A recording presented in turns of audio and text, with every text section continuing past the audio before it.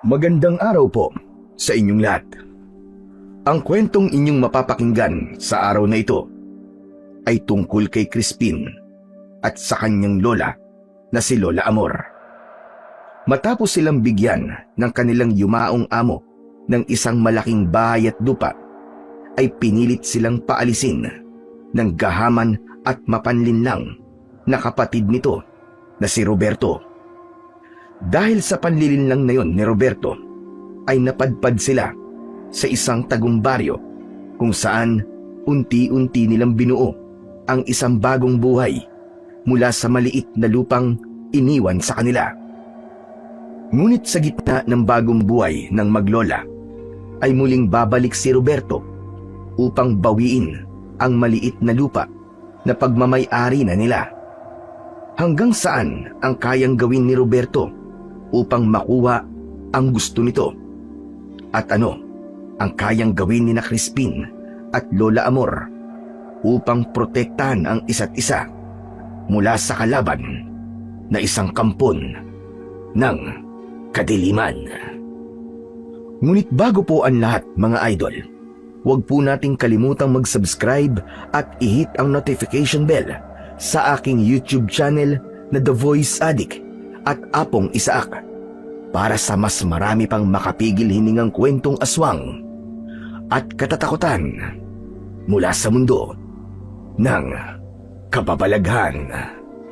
Umpisahan na po natin ang kwento. Hindi makapaniwala ang batang si Crispin nang ipatawag sila ng kanyang lola ng abogado ng namayapa nilang amo na si Don Luis upang makinig sa huling habili nito. Sa pagpasok nila sa library na nasa ikalawang palapag ng mansyon ng kanilang amo, ay naroon ang abogado at ang nag-iisang kapatid ni Don Luis na si Roberto. Napangisi si Roberto pagkakita kina Crispin at Lola Amor.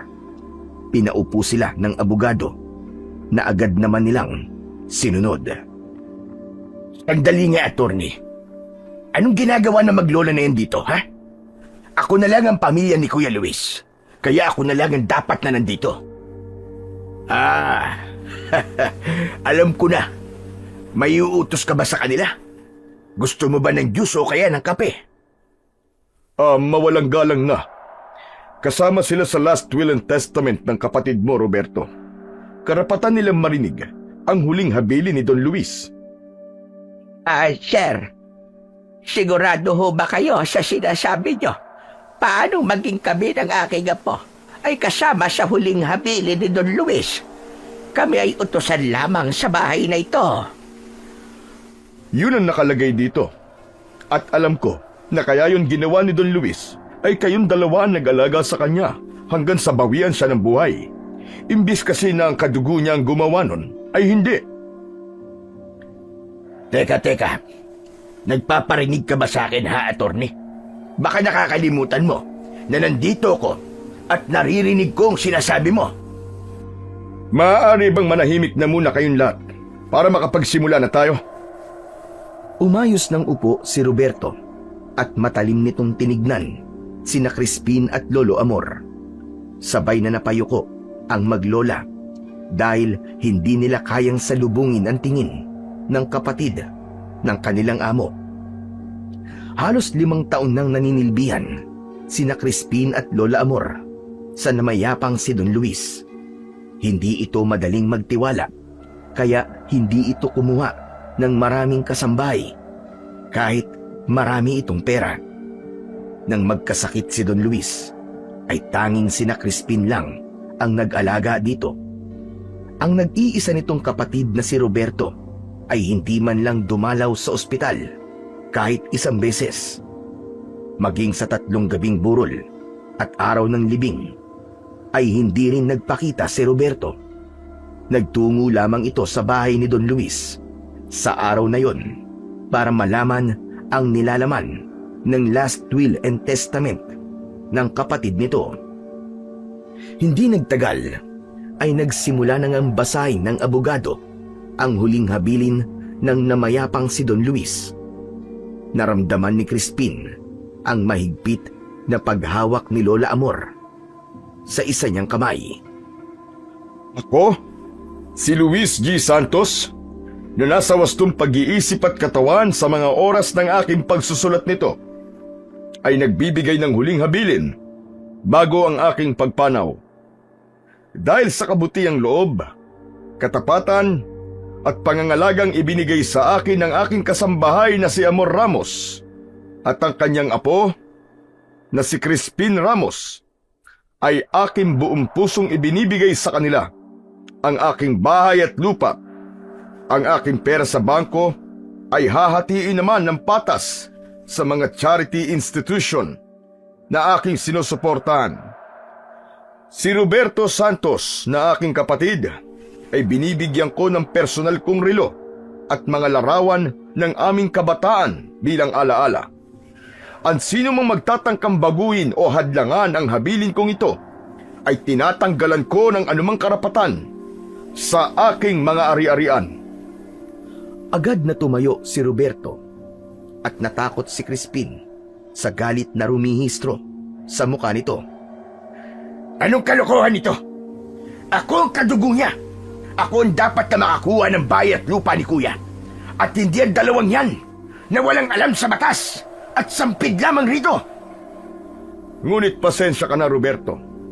Pinirmahan mismo ni Luis sa harap ng dalawang saksi ang dokumentong ito at may video recording pa. Kung gusto mo ng patunay, marahil ay alam mo ang dahilan kung bakit hindi sa iyo ipinagkatiwala ng kapatid mo ang bahay at lupa niya. Matapos ang maikling pag-uusap, ay nagpaalam na ang abogado. Tanging sina Crispin, Lola Amor at Roberto na lamang ang natira sa silid na yun. Hindi alam ni Crispin ang kanyang mararamdaman. Ang totoo ay hindi nila hinangad ng lola niya na mapamanahan ng ganung ari-arian. Noong nagkasakit si Don Luis, ay wala silang ibang nais kundi ang maalagaan ito hanggang sa huli nitong hininga. Alam nila na wala nang magmamalasakit na kamag-anak kay Don Luis, kaya kahit hindi nila ito kadugo, ay hindi nila ito iniwanan at pinabayaan. 1 taong gulang pa lang si Crispin nang pumanaw ang kanyang ina. Ayon sa kanyang Lola Amor, ay namatay ito dahil sa binat sa panganganak. Ang tatay naman ni Crispin ay nag-asawa ng panibago at hindi na nagpakita sa kanila. Simula noon ay si Lola Amor na ang nag-alaga at bumuhay kay Crispin. Hindi nakapag-aral si Lola Amor. Grade 3 lamang ang natapos nito. At nang dahil din sa hirap ng buhay, ay hanggang grade 6 lamang ang naabot ni Crispin. Nang magtungo sila sa Maynila, ay agad silang nakapasok bilang kasambahay sa mansyon ni Don Luis at doon na nabuo ang tiwala nito sa kanilang maglola. Makalipas ang ilang minuto sa silid ng kanilang kinaroroonan, ay hindi na kinaya ni Crispin ang matalim na tingin ni Roberto sa kanila na para bang nais sila nitong saktan. Lola, tara na po. Marami pa po tayong gagawin sa ibaba eh. Tama ka, Crispin. Maglilinis pa tayo ng bahay at magluluto pa ng pananghalian. Sabay na tumayo sina Crispin at Lola Amor. Habang naglalakad sila palabas ng naturang silid, ay ramdam niya ang mabigat na tingin ni Roberto. Nang malapit na sila sa pinto, ay napahinto sila nang biglang nagsalita si Roberto. Napakasaya niyo siguro dahil nabilog niyo ang ulo ng aking kapatid. Ang saya-saya niyo dahil sa isang iglap ay nagkaroon kayo ng malawak na lupa at isang mansyon. Ano bang ginawa niyo para mauto niyo ng ganito kadali si Kuya Luis, ha? Umarap si Lola Amor kay Roberto. Hinawakan ni Crispin ang braso ng kanyang lola. Lola, huwag niyo na po siyang patulan. Mawalang galang na, Sir Roberto. Pero kahit kami ay nagugulat, sa naging desisyon ng kapatid mo. Hindi namin sa ito o binilog ang ulo. Gaya ng iyong sinabi, ang tanging ginawa namin ay ang alagaan siya, lalo na nung panahon na siya ay may sakit. Yun na nga eh. Nagkunwari kayong may pakialam sa kanya. Kasi alam niyong mamamatay na siya. At siyempre, alam niyong malambot ang puso ni Kuya Luis. Kaya inisip niyo na kung puro kabutihan ang ipapakita niyo sa kanya, ay papamanahan kayo. At nagtagumpay nga kayong mga patay gutom kayo. Sa bagay, ano pa bang ipagtataka ko sa mga kagaya niyong mahihirap? Mga mapanlinlang kayo at abusado. Kunwari mabait, pero nasa loob ang kulo. Mga manluloko. Wala sanang balak na sumagot si Crispin, pero nang magsalita na ng masasakit si Roberto tungkol sa kanila, ay hindi na siya nakatiis. Nang sandaling yun, ay nakalimutan niya ang pagiging bata. Teka, sandali lang po. Mawalang galang na po, Sir Roberto. Pero hindi po kami mga manloloko ng aking lola. Ginawa lang po namin ang aming trabaho at yun ay ang pagsilbihan po si Don Luis. Ilang beses po kayong tinawagan ni Don Luis nung buhay pa siya para makita niya kayo. Pero ang palagi niyo pong sinasabi ay busy po kayo sa pagkakasino. Kami po ni Lola ang gumagawa ng bagay na dapat ay ikaw ang gumawa bilang ikaw po ang kapatid ni Don Luis. Nanlisik ang mga mata ni Roberto at akmang sasampalin siya nito, pero mabilis na hinawakan ni Lola Amor ang kamay ng lalaki. Parang awa mo na, Sir Roberto. Huwag mo sasaktan ang apo ko. Dapat din sa apo mo ay dinidisiplina. Yan ba ang tinuturo mo sa batang yan, ha? Ang sumagot sa matatanda? Dapat lang po kayong sagutin. Dahil grabe na po ang sinasabi niyo sa amin na lahat naman ay walang katotohanan. Anong walang katotohanan sinasabi mo? Sabihin mo nga. Paano may papaliwanag na isa inyo ipinamana ng kuya ko ang bayat lupa na to? Alam ko na. Mga mangkukulam kayo. Kinulam niyo si kuya. Hindi po kami mga mangkukulam. Crispin, tama na apo. Sir Roberto, ako na po ang humihingi ng paumanhin sa inasal ng aking apo. Bababa na po kami at tatawagin na lamang po namin kayo kapag handa na po ang pagkain. Yan. Ganyan nga. Pagsilbihan niyo ako para meron kayong pakinabang. Hinila na ni Lola Amor si Crispin.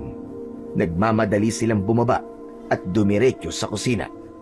Umupo si Crispin habang abala ang lola niya sa pagtingin sa ref nang pwede nitong lutuin. Crispin, hindi mo dapat sinagot kanina si Sir Roberto. Kapatid siya ni Don Luis.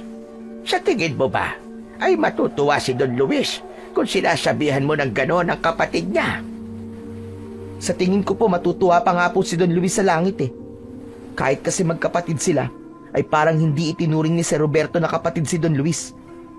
Saka Lola, ipinagtanggol ko lang naman po kayo sa kanya. Kahit na, paano kung paalisin niya tayo dito sa bahay na to? Saan tayo pupulutin?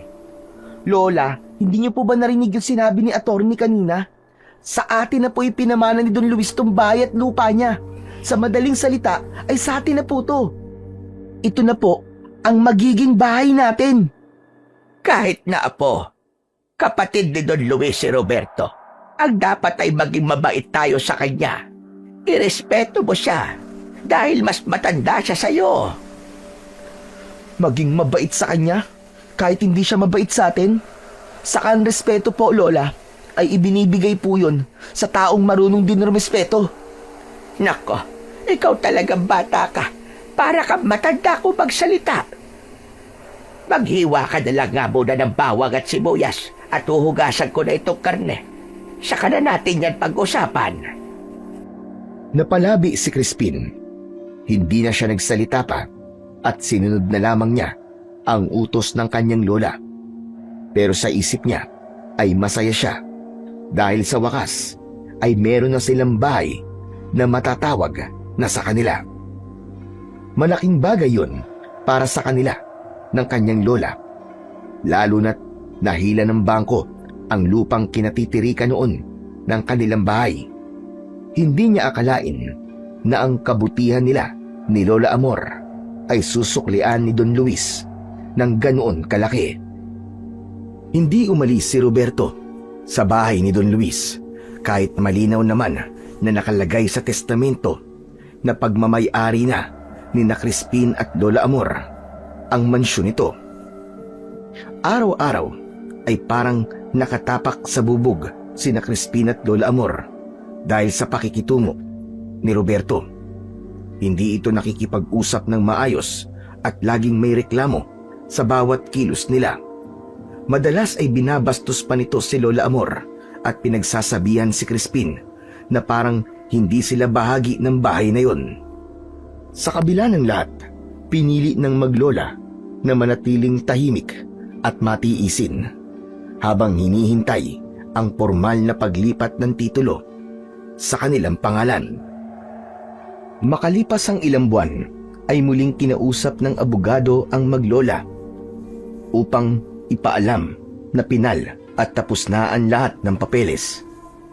Nailipat na sa pangalan ni Lola Amor ang titulo ng lupa at bahay ni Don Luis.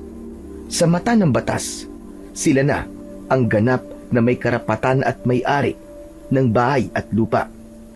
Wala nang karapatang manatili si Roberto doon at anumang pagtutol nito ay maaari ng idulog sa korte. Sa wakas ay lumuwag ang loob ng maglola, bagaman alam nilang hindi pa tapos ang kanilang laban. Sa kabila ng pagiging bagong may-ari ng bahay at lupa ni Don Luis, ay mas pinili pa rin ni na Crispin at Lola Amor na matulog sa maliit na silid sa ibaba ng bahay kung saan dati pa sila natutulog. Para sa kanila ay sapat na ang ganong espasyo para sa isang silid tulugan. Habang nakahiga ang maglola ay hindi napigilan ni Crispin na ipahayag ang kanyang kasiyahan. Lola, sobrang saya ko. Sa wakas nakapangalan na po sa atin ang bahay at lupa ni Don Luis. Hindi naman natin to inasahan nung nagsisilbi tayo sa kanya, di ba? Pero tignan nyo, ay ibinigay pa rin niya sa atin. Tama ka dyan, Apo. Kahit ako hindi rin makapaniwala hanggang ngayon. Kaya bilang ganti, ay dapat alagaan natin ang bahay at lupa niya na ito. Kahit wala siya, ay patutunayan pa rin natin na karapat-dapat tayo sa pamana niyang ito. Kaya lang po, Lola, si Sir Roberto. Bakit? Ano problema kay Sir Roberto? Talagang nagtanong ka pa, Lola. Hindi ba umaasta po siya na siya po may-ari nitong bahay? Palagi naman siya nandito simula nung mamatay si Don Luis Hindi po ba natin siya paaalisin dito? At bakit naman natin siya papaalisin? Siyempre po, sa atin na po itong bahay, di ba? Saka, hindi po ako komportable na nandito siya. Kahit tayo na ang may-ari nitong bahay mga alipin pa rin ang turing niya sa atin. Hayaan mo na lang siya. Sigurado ko na hindi magtatagal ay aalis din dito si Sir Roberto. Walang malapit na kasino dito at may sarili naman siyang bahay. Pagtiisan na lang natin muna siya, Apo. Napasimangot si Crispin sa sinabi ng kanyang lola. Hindi niya talaga gustong kasama nila sa iisang bubong si Roberto, lalo na't napakataas ng tingin nito sa sarili. Sa pagtrato kasi nito sa kanila, ay lumalabas na kasambahay pa rin sila sa sarili nilang pamamahay. Ngunit sa mga sumunod na araw, ay may isang bagay na napansin si Crispin. Mabilis ang mga pagbabago sa kilos ni Roberto. Mula sa pagiging masungit at laging nakasimangot, ay bigla itong naging magalang kay Lola Amor at palakaibigan kay Crispin. Tuwing umaga, ito na ang unang bumabati at minsan pa nga ay nag-aalok ng kape sa kanila. Habang tuwang-tuwa si Lola Amor sa pagbabago ni Roberto, ay duda naman doon si Crispin. Hindi siya naniniwala na sa isang iglap ay biglang naging maganda ang pakikitungo sa kanila ni Roberto. Pakiramdam niya ay may malalim itong dahilan kung bakit nito yun ginagawa at alam niya na hindi maganda ang dahilan na yun. Isang umaga, habang abala si Lola Amor sa pagdidilig ng halaman sa harapan ng bahay, ay nilapitan ito ni Crispin. Lola, may sasabihin po ako sa inyo. Hindi ba kayo nagtataka kasi bigla pong bumait sa atin si Sir Roberto? Kayo nahinala po, di ba? Ikaw talaga bata ka. Napakamalisyoso na yung pag-iisip. Masyado ka mapaghusga. Ano bang kahinahinala sa ganon? Lahat ng tao ay may kakayahan na magbago para sa kabutihan. Maging masaya ka na lang dahil magaan na ang pamumuhay natin sa bahay na ito. Alam ko po may mga tao na kayang magbago, Lola. Pero base po sa pagkakakilala ko kay Sir Roberto, ay hindi niya kayang magbago. Masama po ang pakiramdam ko. Parang may hindi magandang pinaplano si Sir Roberto. Ano naman ang masama niyang pinaplano? Hindi ko po alam eh. Pero mag-iingat na lang po tayo sa kanya. Huwag po tayong pakampante. Huwag kang mag-isip ng kung ano-ano, Crispin. Hindi magandang mag-isip ka ng masama sa iyong kapwa. Magsasalita pa sana si Crispin nang makita niyang lumabas si Roberto ng bahay at tumayo sa bukana ng pinto. Matamis itong ngumiti, sabay tango nang magtagpo ang kanilang mga mata. Isang peking ngiti ang itinugon ni Crispin sa lalaki at sa kanya inilayo ang tingin dito. Sa kabila ng magandang pakikitungo ni Roberto sa kanila, ay hindi niya maiwasan na makaramdam ng kaba.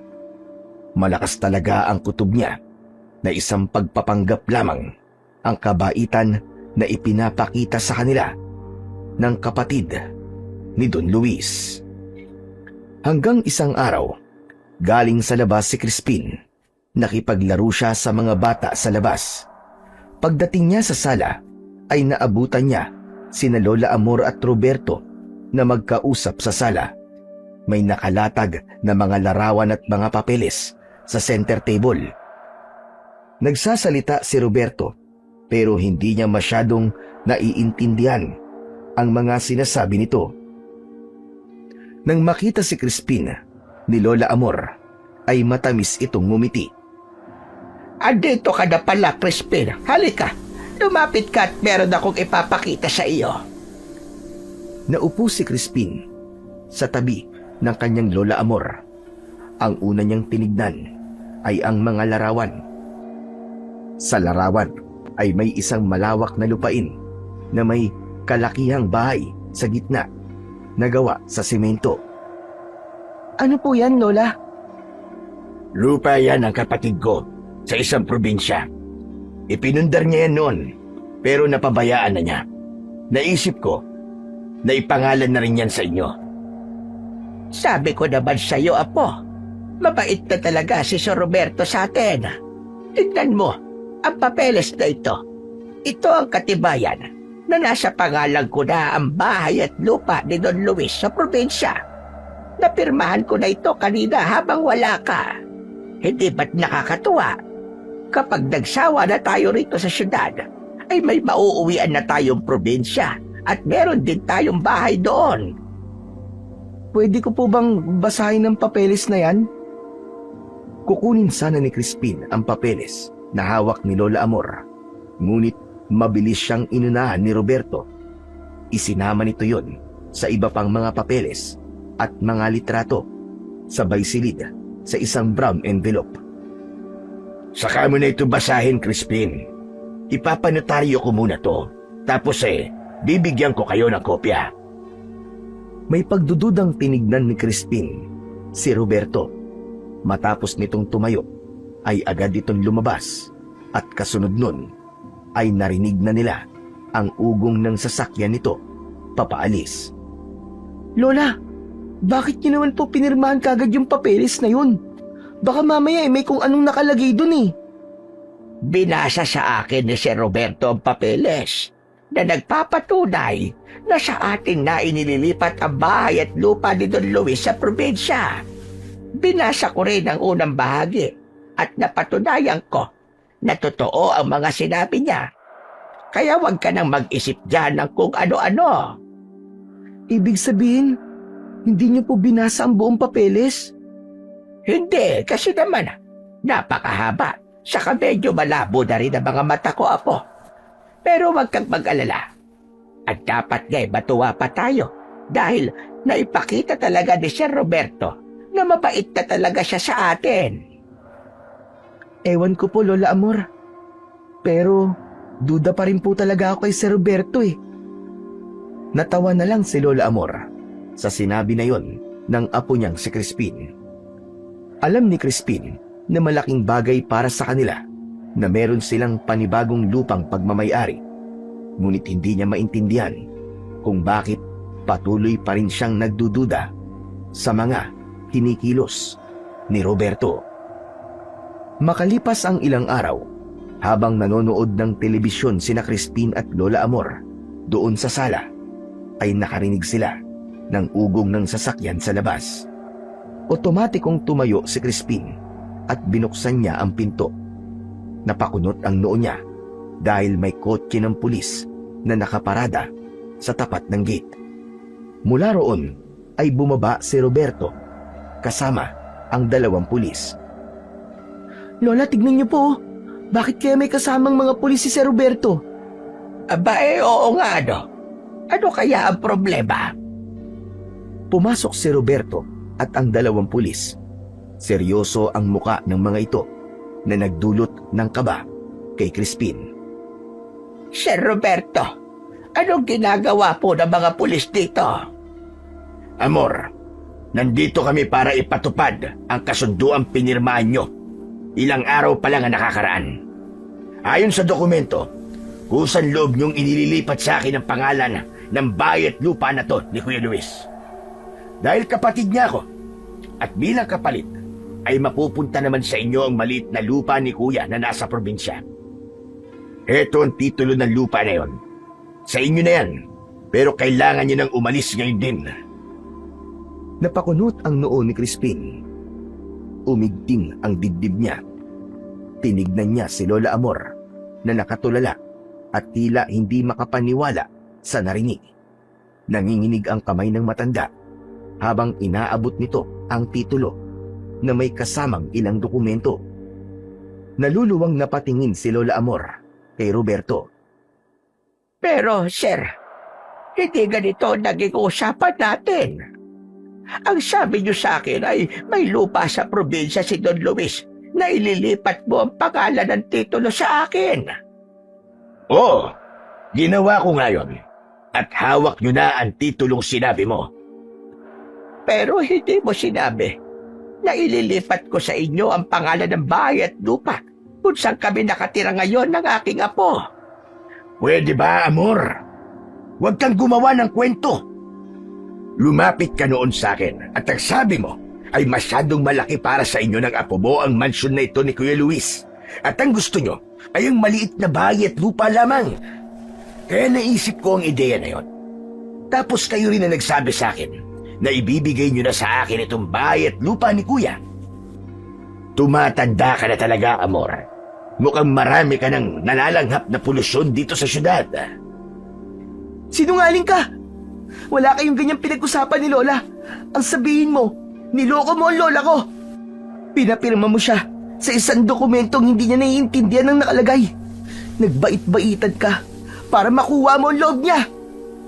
Hoy bata, usapan ito ng matatanda, kaya huwag ka nakikisali ha.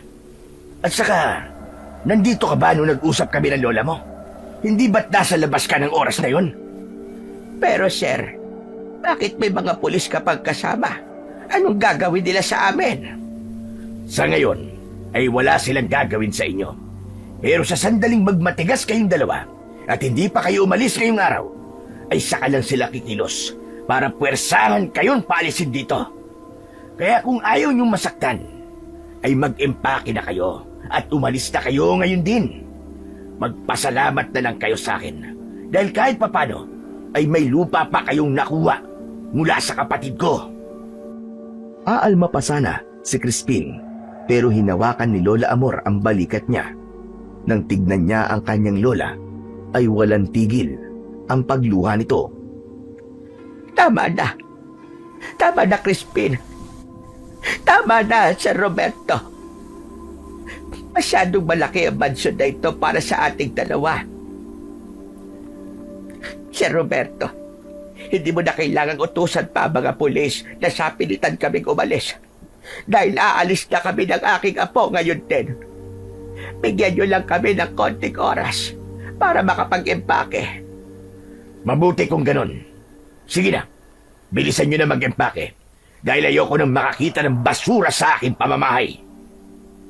Pero Lola, Tama na, Crispin. Tama na. Mag-empake na tayo. Tumalikod si Lola Amor at nagtungo sa kanilang silid, habang si Crispin ay nanatiling nakatayo sa harapan ni Roberto.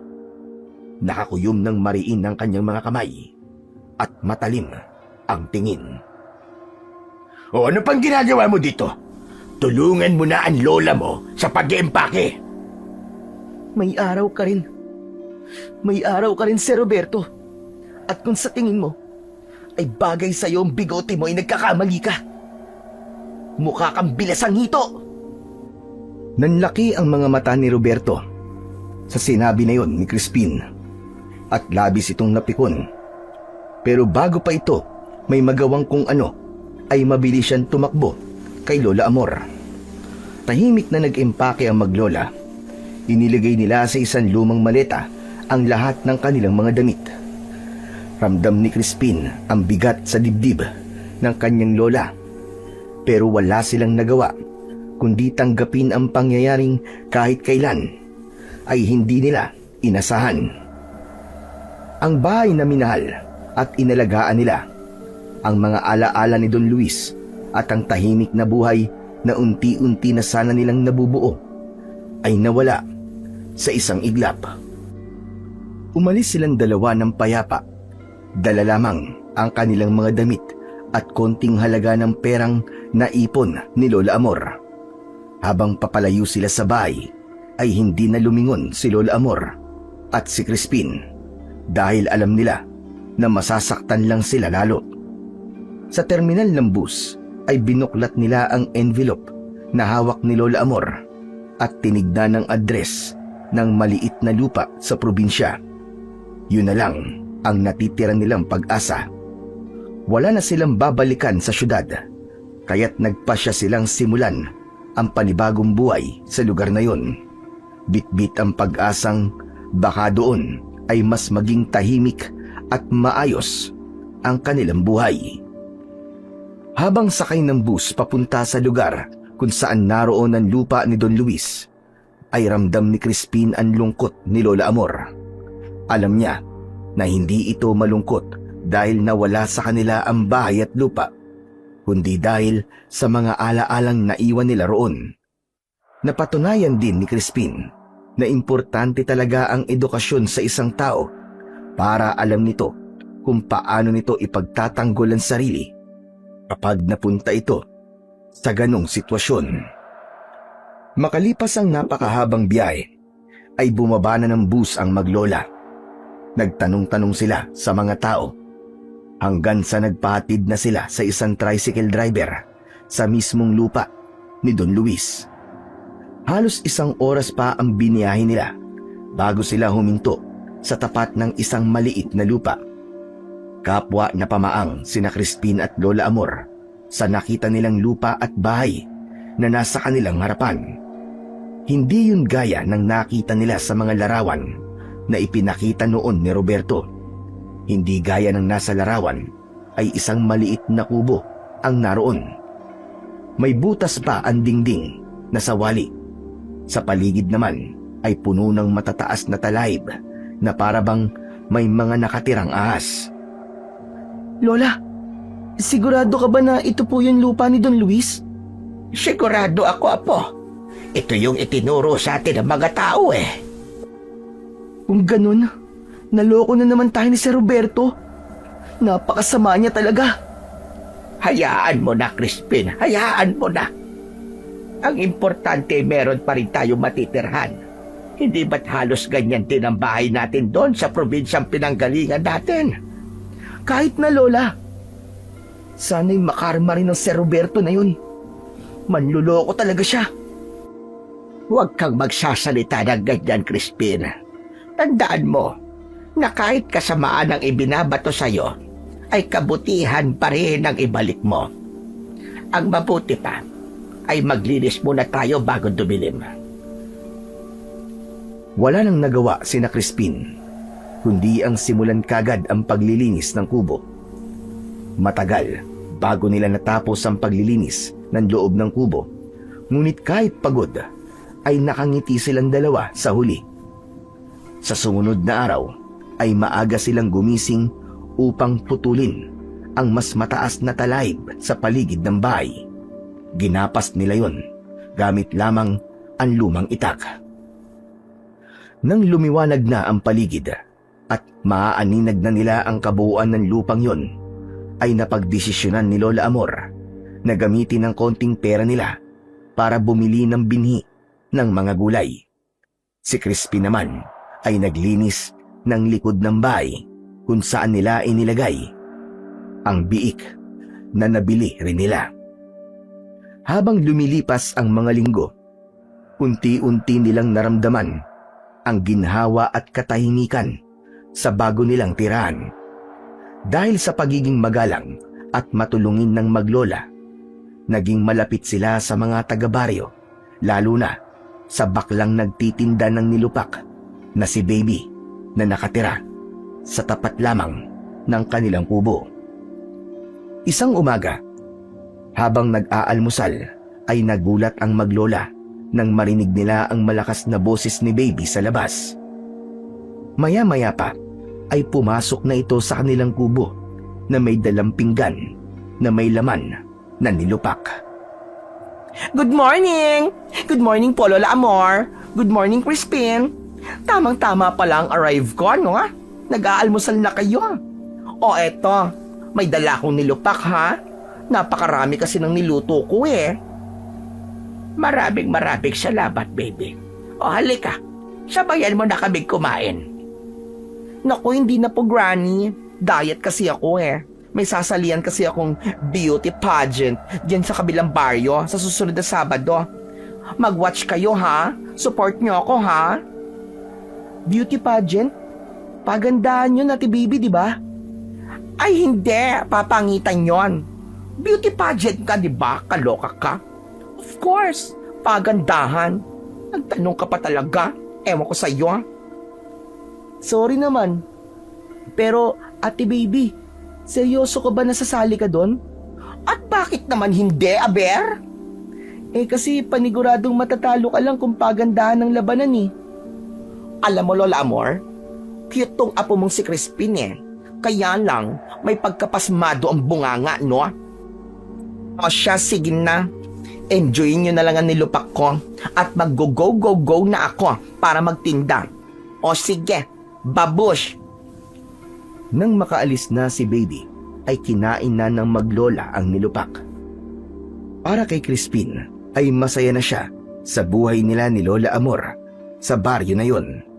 Hindi man malaki ang kanilang bahay at kailangan nilang magbanat ng buto para may makain sa araw-araw, ay mas gusto niya ang ganun kesa nasa malaking bahay nga sila pero araw-araw naman silang hindi makakilos ng maayos dahil sa isang tao na parabang palaging may masamang gagawin sa kanila.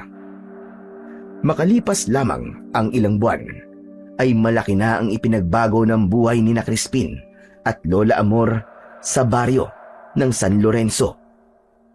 Mula sa simpleng pagtatanim ng gulay sa bakuran, ay naging regular ang kanilang ani ng kamatis, talong, okra at sitaw. Araw-araw ay dinadayo ng mga taga-baryo ang harap ng kanilang bahay, kung saan naglalatag si Lola Amor ng mga sariwang gulay sa mesang gawa sa kahoy. Si Crispin naman ang nagdadala ng mga paninda nila sa palengke tuwing sasapit ang araw ng linggo, at madalas ay nauubos agad ang kanyang paninda bago pa man magtanghali. Ang 2 biik na inalagaan nila ay lumaki at naibenta sa mataas na halaga. Kaya naman nakadagdag yun sa kita nilang maglola. Dahil sa tiyaga at sipag, nakaipon sila ng sapat na pera upang ipaayos ang kanilang tahanan. Unti-unting binaklas ang lumang kubo at pinalitan ng semento ang mga dingding at sahig. Pinatibay ang bubong at nakapagpakabit na rin sila ng linya ng kuryente. Nakapagpagawa na rin sila ng poso na siyang pinagkukunan nila ng malinis na tubig. Naging mas masaya rin ang kanilang pamumuhay dahil alam nilang bunga yun ng sarili nilang pagsusumikap. Isang hapon, habang abala si Lola Amor sa pagluluto, ay dumating si Baby upang makipagkwentuhan. Wow! Anong niluluto mo, Granny? Ang bango-bango, ha? Ginataang kalabasa na may sitaw. Tapos nagprito na rin ako ng tilapia. Wow! Ang sarap naman yan! Pwede bang dito na lang ako mag-dinner? Walang problema, baby. Mabuti at naparami ang isinaing kanina ni Crispin. Thank you very much, Granny. Anyway, ang bongga ng house nyo ngayon, ha? Sementado na. Congrats sa inyo ni Crispin. Dahil yan, sa tiyaga namin at pagiging masinop sa pera. Ay, bongga nga yan. Pero ang sabi po sa akin ni Crispin ay may malaki raw kayong bahay sa Maynila. True ba yon? Oo, tama ka. Pero ipinamadalag yon ng mabait naming amo na namatay na. Pero kinuha na ng kapatid niya. Kaya ipinaubaya naman namin. Hindi naman nakapagsisisi. Dahil napunta kami rito ng apo ko sa San Lorenzo. Mas gusto namin ang buhay dito. Dahil tahimik at walang gulo. Mas panatag ang aking kalooban. Correct ka dyan, Lola. Mas maganda pa rin ang life na simple, di ba? Matapos na magluto ang matanda, ay naghain na si Lola Amor. Masaya nilang pinagsaluan ng hapunan. Mas naging masaya pa yon dahil sa mga pagpapatawa ni Baby. Lola, sana'y habang buhay ng ganito ang buhay natin, no? Sana ay wala namang gulo sa atin. Sigurado ko na magiging ganito na habang buhay ang buhay natin, Crispin. Basta't wag lang tayong manlalamang ng ating kapwa at patuloy tayong pagpapalain ng Panginoon. Saka talaga pong magiging tahimik ang buhay natin dito kasi wala po rito si Sir Roberto. Wait lang, sinong Sir Roberto? Yung kapatid ng amo namin na niloko kami. Pinapirma niya si Lola sa isang dokumento kaya nailipat sa kanya yung pagmamay-ari ng mansyon at lupa na dapat ay sa amin. Pero mas maganda naman ang nangyari sa atin dito. Kaya magpasalamat pa rin tayo, Apo. Grabe, over naman pala ang pagkagahama ng Roberto na yon. Pero gaya ng sinabi ng Lola mo, Crispin, maging happy ka na lang kasi kung hindi yun nangyari, aba, di hindi ko kayo makikilala. Alam niyo ba, simula nang maging close ako sa inyo, I think I have a family again. Parang gusto ko tuloy maiyak. Ano ba yan? Ang arte mo naman, Ate Baby. Talagang iiyak ka pa. Saan naiiyak talaga ako Ano magagawa ko, ha? Naku, tama na nga yan. Kumain na tayo at lumalamig na itong mga pagkain. Patuloy na nagsumikap sa buhay ang maglola. Sa kabila ng magandang kita sa kanilang gulayan at babuyan, ay hindi sila naging magastos. Patuloy silang nag-ipon para sa pag-aaral ni Crispin. Mas pinili nilang mamuhay ng simple dahil yun ang kanilang nakasanayan. Ngunit wala silang kamalay-malay na ang tahimik nilang buhay ay magugulo. Isang umaga, habang naglalaro si Crispin sa labas ng kanilang bahay, ay isang itim na kotse ang huminto sa harapan nun. Lahat ng tao na nasa labas ay napatingin sa sasakyan sapagkat bihirang may magawing sasakyan sa San Lorenzo. Nanlamig si Crispin nang makita niya si Roberto na bumaba sa sasakyan. Luminga ito sa paligid na para bang may hinahanap. Nagmamadaling lumapit si Crispin kay Roberto, pero sandali siyang natigilan nang hugutin nito ang cellphone sa bulsa at ilagay yun sa tenga nito. Hello? Nandito na ako sa lupa ni Kuya Luis. Ako na ang bahala magpalayas sa maglola na yon. Kailangan ko sila mapalayas dahil ibibenta ko ang lupang ito. Wala na ang mansyon ni Kuya dahil naipusta ko na yon sa sugal. Kailangan ko ng pera para makabawi ako sa natalo sa akin.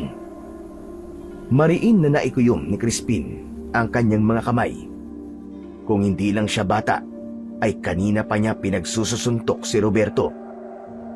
Maya-maya ay naglakad si Roberto papasok sa bakuran nila. Sakto naman na lumabas ng bahay si Lola Amor at bumakas ang gulat sa muka ng matanda. Pagkakita kay Roberto. Nagmamadaling lumapit si Crispin sa kanyang lola. Sir Roberto, nakakagulat naman kayo. Anong ginagawa niyo rito? Dinadalaw ko lang kayo at baka isipin nyo na wala akong pakialam sa inyo. May mga dokumento lang akong papapirmahan sa inyo bilang dagdag na katibayan na sa inyo na talaga ang lupa na to. Isang brown envelope ang inabot ni Roberto kay Lola Amor. Nang aabutin yun ng lola niya, ay mabilis na kinuha ni Crispin ang brown envelope at pinagpupupunit niya yun. Sa kanya yun, itinapon sa paanan ni Roberto. Kapwa na pamaang sina Roberto at Lola Amor sa ginawa na yon ni Crispin. Walang hiya kang bata ka! Bakit mo pinulit ang mga dokumento? Dahil alam ko pong lolokohin niyo na naman kami ni Lola. Ilang beses mo na kami niloko. At hindi na kami papayag na gawin niyo ulit yun sa amin. Ano ba sinasabi mo? Mga dokumento yan ng lupa nyo dito sa San Lorenzo. Huwag po kayo maniniwala sa kanya, Lola. Narinig ko po siya kanina, may kausap po siya sa cellphone. Naipustat na ipatalo niya po sa sugal ang mansyon ni Don Luis. Kaya itong maliit na lupa po natin, ang pag-iinteresan niya naman. At gusto niya ring ibenta. Totoo ba yon, Sir Roberto? Nawala na sa inyo ang bahay at lupa ni Don Luis? Lola, malamang po'y magsisinungaling siya. Huwag na po kayo magtitiwala sa kanya. Oo na. Totoo ang lahat na sinabi ni Crispin. Pero ano bang mali? Nabawiin ko sa inyo ang lupang ito. Ang Kuya Luis ko nagmamayari nito. Noon yon, Sir Roberto. Pero malinaw sa mga dokumento at sa titulong hawak namin na kay Lola Amor na ito nakapangalan. At kung iniisip nyo na ibibigay namin to sa inyo ay nagkakamali kayo. Pinaubayan na namin sa inyo ang bahay at lupa ni Don Luis sa Maynila. Pero itong bahay at lupa namin dito ay hindi na. Tama ang apo ko, Sir Roberto. Tahimik na ang buhay namin dito ni Crispin. Hayaan nyo na lang kami at huwag na kayong manggulo pa. Pasensya na, pero wala na kaming pipirmahan na kahit na anong dokumento na manggagaling sa inyo. Nakita mo naman na nagawa namin paluguin ang lupa ni Don Luis dito sa San Lorenzo. Tumiim ang bagang ni Roberto. Bakas sa mukha nito ang galit sa mga narinig nito. Ramdam ni Crispin na hindi nito akalain na magagawa na nilang tumanggi sa gusto nitong mangyari. Sigurado na ba kayo sa desisyon nyong yan? Hindi nyo talaga ibibigay ang lupain ito sa akin? Hindi ho. At pinalda ang desisyon ko ngayon. Makakaalis ka na. Sige. Kung yan ang desisyon nyo ay wala na akong magagawa pa. Pero ito ang tandaan nyo. Pagsisisihan nyo na hindi nyo ibinigay sa akin ang lupang ito. Gagawin ko ang lahat para makuha ito sa inyo. Hindi pa ito ang huli nating beses na pagkikita. Matapos yun ay umalis na si Roberto. Mabilis nitong pinaharurot ang sasakyan nito. Lola, pinagbantaan ba tayo ni Sir Roberto? Baka po may gawin siyang hindi maganda sa atin. Huwag kang mag-alala. Sigurado ko na hanggang salita lang siya. Ang maganda ay nanindigan tayo sa lupang ito. Kaya nga po sobra po akong masaya, Lola. Kasi hindi na po kayo nagpauto sa kanya. Hindi na talaga, Apo. Matapos sa mga panluloko niya sa atin doon, ay hindi na talaga ako papayag na maloko pa niya ulit tayo ngayon. Ang lupa at bahay na ito na lamang ang meron tayo. At hindi na ako makapapayag na makuha niya ito sa atin. Hindi maitago ni Crispin ang kasiyahan sa tapang at paninindigan na ipinakita ng kanyang Lola Amor ng sandaling yun.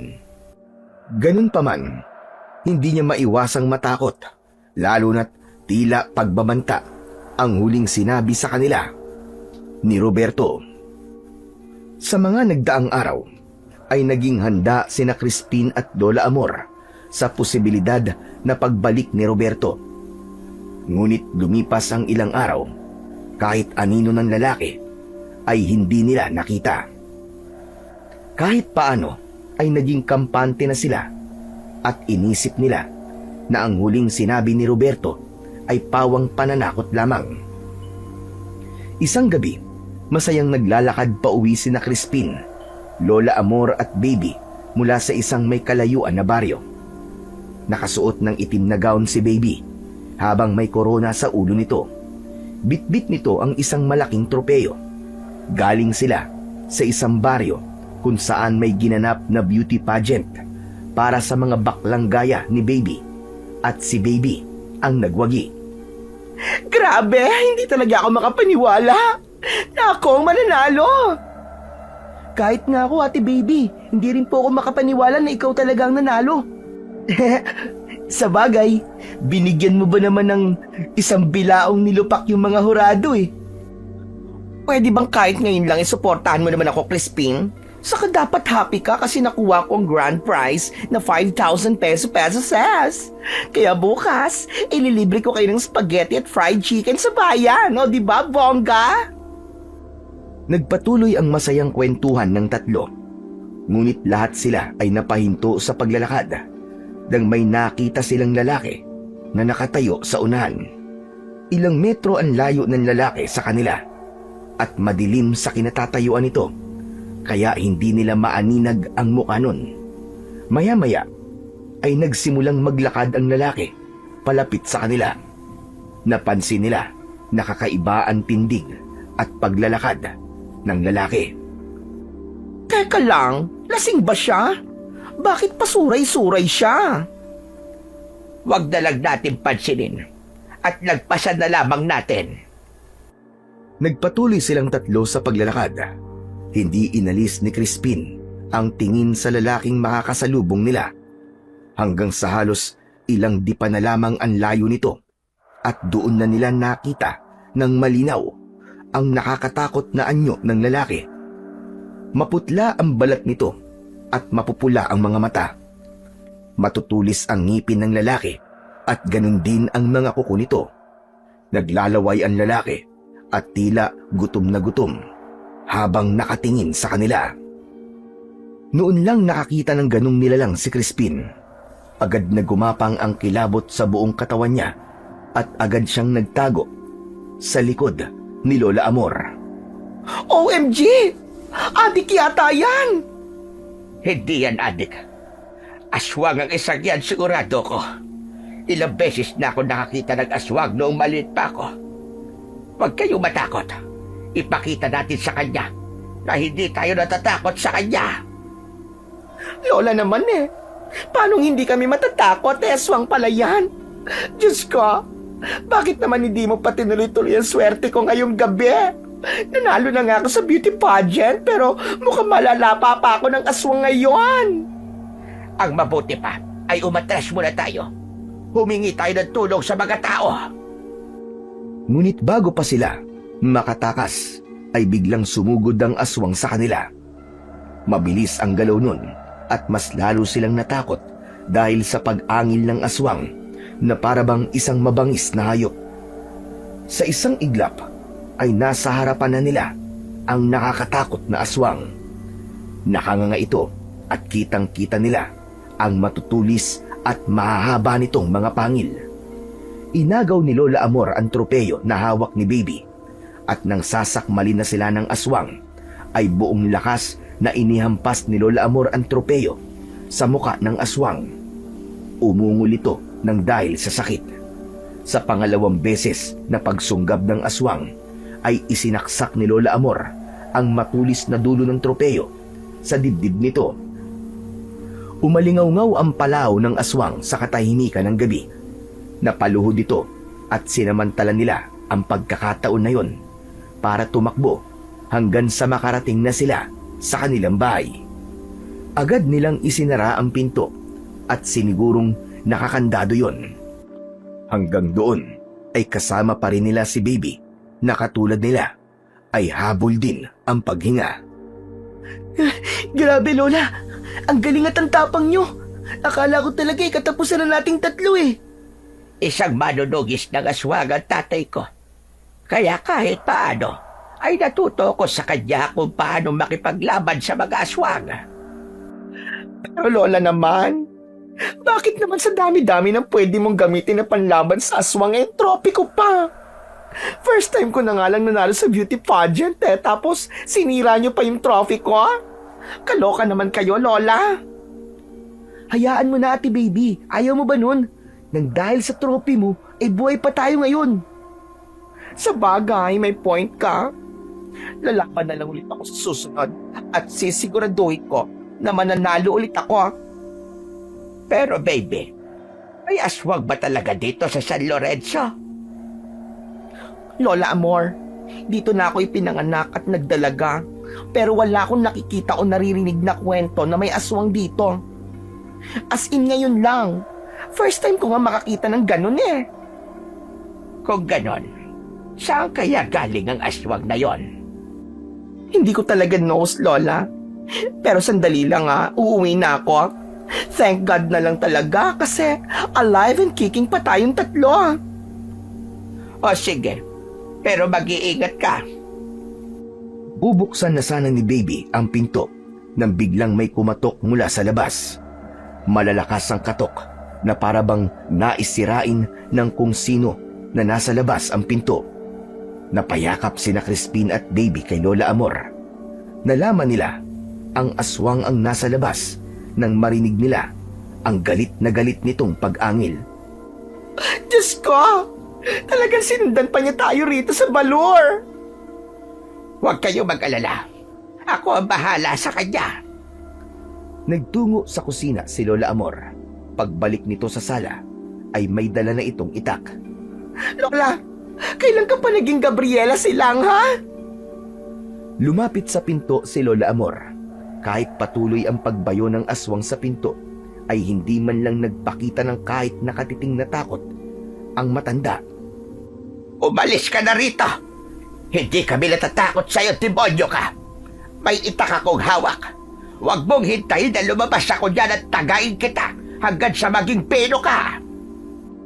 Hindi nagtagal ay huminto ang pagbayo sa pinto. Tumahimik ang paligid at nakarinig siya ng malalaking yabag na papalayo. Isang mahabang katahimikan ang namagitan sa kanilang tatlo.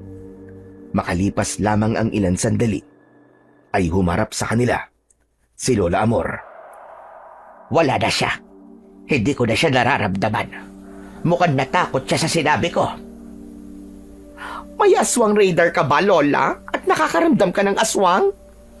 Pero ang bongga mo, Granny, biruin mo. Napalayas mo yung pangit na aswang na yon. Kaya nga po, Lola, hindi ko po akalain na ang tapang-tapang niyo po pagdating sa aswang. Pero kay Sir Roberto ay tiklop ka dati. Tumigil ka, Crispin. Ang dami mong dalalamang bata ka.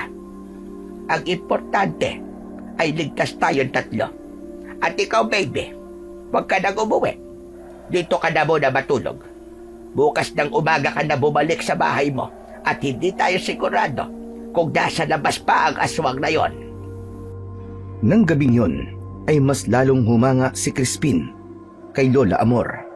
Hindi lang pala ito mabait, kundi matapang din ito pagdating sa mga aswang. Hindi niya inakala na sa kanilang tatlo ay ito pa ang magpapakita ng tapang sa kabila ng edad nito. Pagsapit ng umaga ay umuwi na si Baby sa bahay nito. Nakita ni Crispin ang labas ng pinto nila. Puro yun kalmot ng aswang Nang lumapit si Lola Amor sa kanya, ay napailing ito. Kung nakapasok pala ang aswang na yon, ay sigurado na hindi na tayo sisikatan ng araw. Napakalalim ng kalbot niya sa pinto natin, Apo. Sa tingin ko, ay tayo talaga ang puntirya ng aswang na yon. Ha? Tayo po ang puntirya niya? Bakit naman po niya tayo pupuntiryahin? Hindi ko alam. Kaya mas makabubuti kung maghahanda tayo, Apo. Hindi natin alam kung muli siyang aatake sa atin. Pero Lola, totoo po ba yung sinabi niyo kagabi na manunugis ng aswang ang tatay niyo? Oo, Apo. Totoo yon. Ang tatay ko ang nagturo sa aming magkakapatid kung paanong makipaglaban sa mga aswang. Dahil kasi sa dami ng aswang na napatay noon ng tatay ko, ay natatakot siya na kaming mga mahal niya sa buhay ang gantihan o saktan ng mga aswang. Matapos ang kanilang pag-uusap, ay pinanood ni Crispin si Lola Amor sa paglalagay nito ng proteksyon sa kanilang bahay laban sa mga masasamang elemento, lalong-lalo na sa aswang. Nilagyan nito ng bawang at asin ang gilid ng bintana at pinto. Kinahapunan, nagtungo si Lola Amor sa kabilang baryo upang bumili ng buntot ng pagi sa isang matandang albularyo. Isinabit nito yon sa likod ng pinto kung saan madali yung makukuha kapag kinailangan. Lola, teka po, para saan po ang buntot ng pagi? Alam mo, Apo, mabisayang sandata laban sa mga aswang. Kapag inihampas mo yan sa kanila, ay matindi ang pinsalang makukuha nila. Pero depende pa rin sa klase ng aswang, Crispin. May mga aswang na labis na nasasaktan ng buntot ng pagi at meron namang hindi tinatablan. Naputol ang pag-uusap nila nang makarinig sila ng humintong sasakyan sa labas ng kanilang bahay. Sabay silang lumabas at nakita nila si Roberto na bumaba sa kotse nito at taas noong naglakad papalapit sa kubo nila. Nandito na po ang isa pang aswang, Lola. Tumahimik ka muna, Crispin. Hayaan mong ako makipag-usap sa kanya. Huminto si Roberto sa harapan ni na Crispin at Lola Amor. Isang nakakalokong ngiti ang sumilay sa mga labi nito. Pinahanga niyo ko. Hindi ko akalain na buhay pa kayong dalawa matapos kayong atakihin ng aswang kagabi. Teka, paano niyo nalaman yun? Huwag niyo pong sabihin na ikaw yung aswang. Ako, aswang? Hindi ako aswang, Crispin. Pero may kilala akong aswang. At yun ang inutusan kong umatake sa inyo kagabi para takutin kayo. Roberto, bakit mo naman ginawa yon? Alam mo bang muntik na kaming mapahamak ng aking apo dahil sa ginawa mo? Dahil masyado kayong matigas na maglola. Kung ibinigay nyo na lang sana agad ang lupang kinatatayuan nyo, ay hindi ko maiisip ang bagay na yon. Ano bang gusto niyo mangyari? Bakit hindi niyo na lang irespeto ang desisyon namin ni Lola? Ang gusto kong mangyari ay pumirma ang lola mo sa dokumentong dala ko. Nakalagay dito na inililipat na niya sa pangalan ko ang lupang ito. At ano pagkatapos? Ibibenta niyo to? At isusugal ang perang makukuha nyo? Hindi po kami papayag. Tama ang apo ko, Sir Roberto. Pasensya na, pero hindi na namin maaaring ibigay sa inyo ang lupang ito. Nandito na ang buhay namin. Hindi na kami papayag na maging ito ay mawala lang dahil sa pagsusugal nyo. Kung ganun, ay pasensyahan na lang tayo. Umasa na kayo na hindi na kayo makakatulog ng maayos tuwing gabi. Dahil gabi-gabi kayong gagambalain ng aswang na inutusan ko. Hanggat hindi kayo pumapayag sa gusto ko, ay hindi ko kayo patatahimikin. Pero wag niyo akong sagarin. Kapag nainip ako, ay ipapapatay ko na lang kayo sa aswang na yon. Para tapos na ang problema ko sa inyong dalawa. Ayaw niyo naman siguro umabot pa tayo. Sa ganun, hindi ba? Nang dahil sa tutok masyado sina Crispin at Lola Amor kay Roberto, ay hindi nila napansin na nasa likod na pala ni Roberto si Baby. Nagulat na lang sila nang hampasin bigla ni Baby sa ulo si Roberto gamit ang dala nitong maitim na kaldero. Mabilis na humarap si Roberto kay Baby. Susuntukin sana ni Roberto si Baby, pero agad nitong iniumang ang maitim nitong kaldero. Sige, subukan mo saktan ako at lilipad tong black kaldero ko sa pagbumuka mong hayop ka. Ano bang kasalanan ni na Crispin at Lola Amor sa'yo, ha? At pinagbabantaan mo ang buhay nila. Walang imik na tinabig ni Roberto si Baby. Muntik pa itong matumba. Malalaki ang hakbang na naglakad si Roberto papunta sa kotse nito. Bago ito sumakay, ay huminto pa ito at isa-isa silang tinuro. Hindi pa ako tapos sa inyo. Hindi ako titigil hanggang sa mapunta sa akin ang lupang yan. At ikaw naman na dalahirang bakla ka, damay ka na rin. Pagsisisihan mo na kinanti mo kung walang hiya ka. Wala akong care kahit idamay mo pa ako. Wala akong kinatatakutan, no? Matapang na inirapan si Baby ni Roberto bago ito tuluyang sumakay sa kotse nito. Agad yung pinaandar ni Roberto ng mabilis. Nagmamadaling lumapit si Baby kina Crispin at Lola Amor habang may pag-aalala sa mukha nito. Nako, okay lang ba kayo? Ano ba nangyari? Sino ba ang buwisit na lalaking yon na mukhang goons? Yon si Sir Roberto. Yung sinabi namin sa'yo na kapatid ng namatay naming amo. Nako, yung pala yung walang yang Roberto na yon. Dapat pala, nilakasan ko yung paghampas ko sa ulo niya ng matuluyan na. Baby, salamat sa ginawa mo, hane. Pero hindi mo na dapat yun ginawa. Tignan mo, at mukhang madadamay ka pa sa galit niya sa amin. Oo nga, Ate Baby. Alam mo bang inamin sa amin ni Sir Roberto na siyang nag-utos sa aswang na umatake sa ating kagabi? Gusto niya kasi kaming takutin hanggang sa pumirma si Lola sa dokumento na hawak niya. Gusto niya kasi na makuha pati itong maliit na lupa namin dito sa San Lorenzo. True ba? Ganun siya kadesperado? Pero, Lola Amor, carry niyo ba tong problema niyong to? Super level up na sa kasamaan si Roberto. Kung aswang ang kinuha niya para takutin kayo, hindi malayo na masaktan kayo kasi aswang yon, right? Aswang man o tao, ay wala na kaming magagawa ni Crispin, kundi ang lumaban. Ano kaya kung magpatulong tayo sa mga pulis? Hindi nila tayo papaniwalaan. Karamihan sa kanila ay hindi naniniwala sa mga aswang. Baka isipin pa nila na nababaliw na tayo. Okay, nakakatakot to. Pero kasama niyo ako sa laban niyo, Lola. Huwag kayong mag-alala. I'm here to fight, fight, fight! Talaga ba, Ate Baby? Kagabi takot na takot ka kaya dun sa aswang.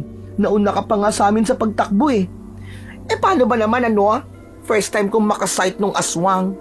Pero ngayon, matapang na ako. Lalo na't nose ko na nabuhay yung dalawang nakataya rito. Siyempre, family ko na kayo, no? Kaya kung anong problema nyo, ay problema ko na rin. Kahit paano, ay gumaan ang pakiramdam ni Crispin dahil alam niya na may isang tao na kahit hindi nila kadugo ay may malasakit sa kanila. Malaking bagay sa buhay nila si Baby dahil hindi lang ito nagbibigay ng saya at tawa sa kanila, kundi handa rin itong itaya ang sarili nitong buhay para sa kanilang maglola. Simula nang malaman ni na Crispin na si Roberto ang nasa likod ng pag-atake ng aswang, ay mas naging maingat na sila. Humingi ng tulong si Lola Amor sa albularyong pinagbilhan nito ng buntot ng pagi. Nagbigay ang albularyo ng isang itim na langis na ipapahid nila sa itak o patalim upang mas maging matindi ang epekto nun sa sandaling masugatan nila ang aswang. Gabi-gabi ay sa bahay na nila natutulog si Baby para kapag umatake ang aswang ay may dagdag silang puwersa. Hindi rin nila nakakalimutan na magdasal. Tuwing 6:00 ng gabi ay nagro-rosaryo silang tatlo dahil naniniwala sila na higit sa lahat ang kanilang pananampalataya ang totoong magbibigay sa kanila ng proteksyon laban sa kahit na anong panganib. Hanggang isang gabi, habang mahimbing na natutulog sina Crispin sa iisang kwarto, ay bigla siyang ginising ni Lola Amor. Crispin, apo. Crispin, gumising ka. Bakit po, Lola? Sa tingin ko, ay nasa labas ang aswang. Kunin mo ang itak at lagyan mo ng itim na langis. Bilisan mo. Hindi na nagtanong pa si Crispin at agad siyang tumayo. Bago siya lumabas ng kwarto, ay nakita niya si Baby na mahimbing na natutulog. Nakanganga ito habang humihilik ng malakas. Nagmamadaling nagtungo sa kusina si Crispin. Kinuha niya ang bagong hasa na itak at pinahiran niya yon ng itim na langis na nasa bote. Si Lola Amor naman ay kinuha ang buntot ng pagi sa likod ng pinto. Tumayo sila sa sala habang nakikiramdam. Napapitlag si Crispin nang makarinig sila ng kaluskos sa bubong. Gawa sa yero ang bubong nila, kaya dinig nila na tila may tao roon na marahang naglalakad.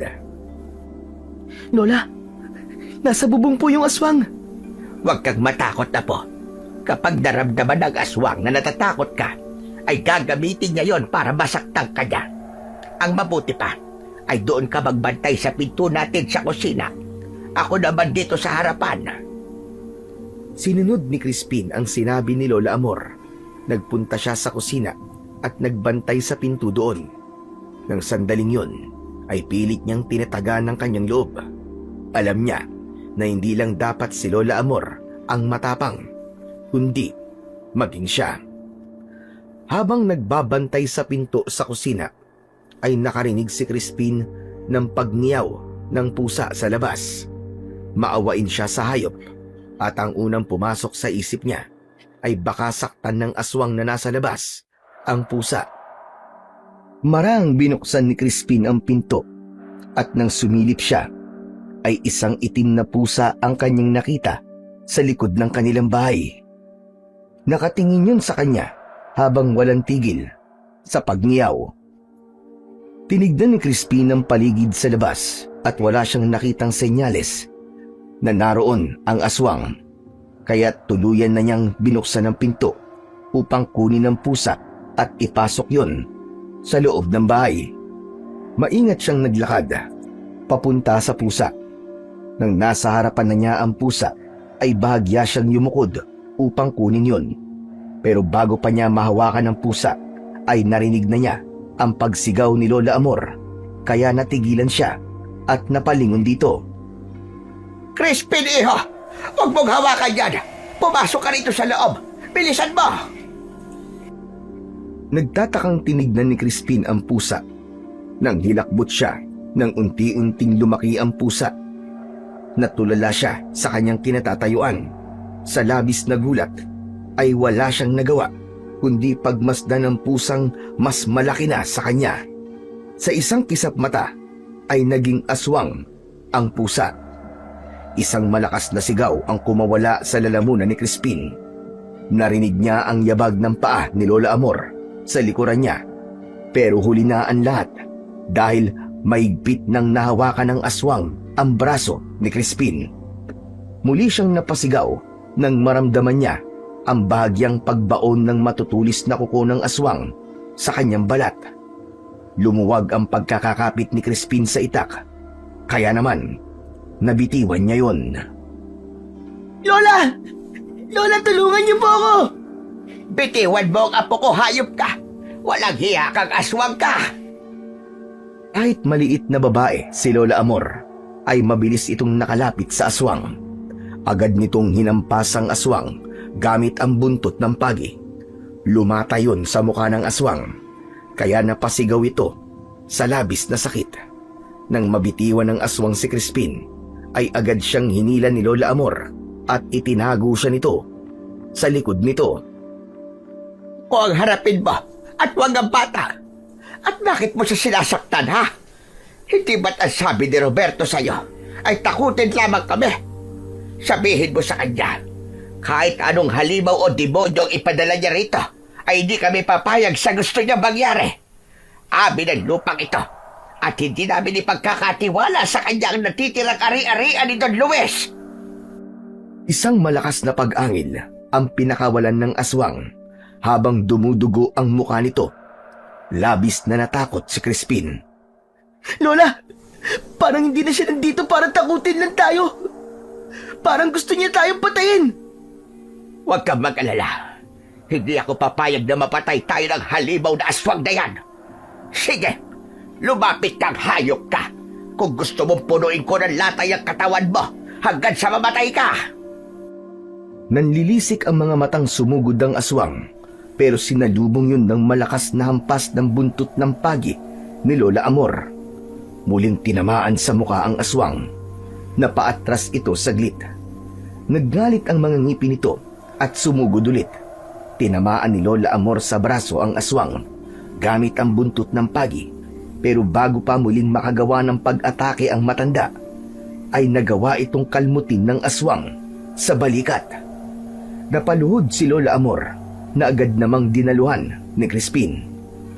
Lola! Lola, may sugat na po kayo! Humingi na po tayo ng tulong! Huwag ka mag-alala, Crispin. Kaya ko pag makipaglaban. Nang lumundag ang aswang papunta sa kanila, ay itinulak ni Lola Amor si Crispin papunta sa kaliwa. Napasubsob si Crispin sa lupa at kitang-kita niya kung paano pumaibabaw ang aswang sa kanyang lola. Ganun pa man ay nakipagpambuno pa rin si Lola Amor sa aswang. Hanggang sa nakita ni Crispin ang itak na nabitiwan niya. Nagmamadali siyang tumayo at dinampot ang itak. Sa takot at galit ay sumigaw si Crispin at tumakbo papalapit sa aswang habang hawak ang itak gamit ang dalawang kamay. Buong lakas niyang isinaksak yon sa likod ng aswang. Umatungal ang aswang dahil sa labis na sakit. Napalingon ito kay Crispin.